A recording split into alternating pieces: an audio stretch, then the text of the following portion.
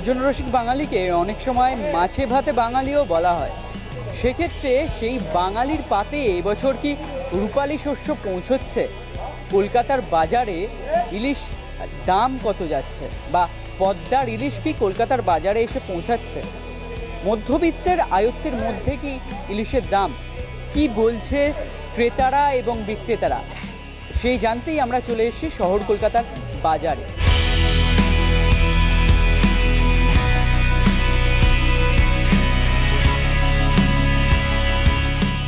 পদ্মার বা বাংলাদেশ এখনও ঢোকেনি, যেটা ঢুকেছে সেটা স্টোরের মাল ঢুকেছে। এখন আমাদের এইখানেই আষাঢ় মাসে তেমন পাইনি আমরা ইলিশ। শ্রাবণ মাসে মায়ের বুকে যা রূপালী সব ফসল এসছে, ছোট এসছে, ভালো এসছে।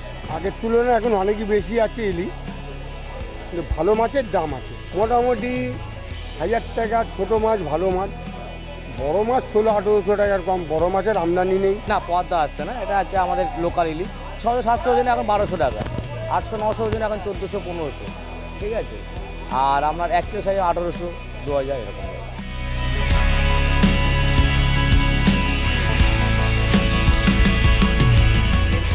না, ইলিশ মধ্যবিত্তের পক্ষে একদমই সম্ভব না। এখন দামটা বেশি, দামটা অনেকই বেশি। এখন তো সবে উঠছে, এরপরে হয়তো কম হবে। ইলিশ মাছের দাম এখন তো মোটামুটি নাগালের বাইরে চলে গেছে। এই সময়টায় ইলিশ সবাই চায় একটু সস্তায় খাবো, পরিবারও চায় যে বর্ষার সময় একটু ইলিশ পাবো, কিন্তু ইলিশের মাছ এবারটা খুব একটা সুবিধে না।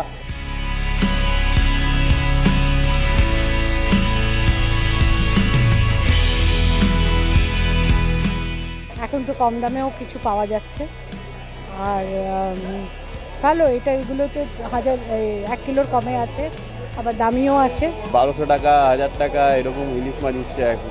না, সে কেনা সম্ভব নেই, একটা গরিব মানুষকে কেনা সম্ভব। আর যদি 200 টাকা রোজগার করে, সে ইলিশ মাছ কী করে কিনবে?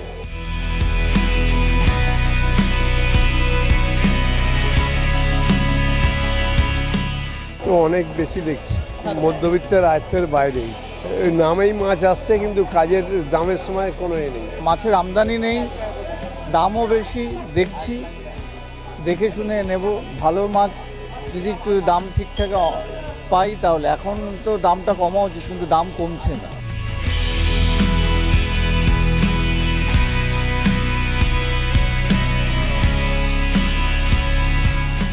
কোথায় ভেবেছিলাম আজকের মধ্যে থাকবে, কোথায় 1500, 1600, 1800 টাকা করে কজন কিনতে পারবে বলুন তো?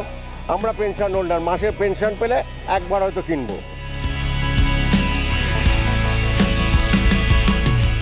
প্রথম দিকে তো দাম অনেক ছিল, এখন একটু কমেছে, মোটামুটি ধারে কাছে একই। ইলিশ যখন একটা সিজনে খেতেই হয়, খেতেই হবে।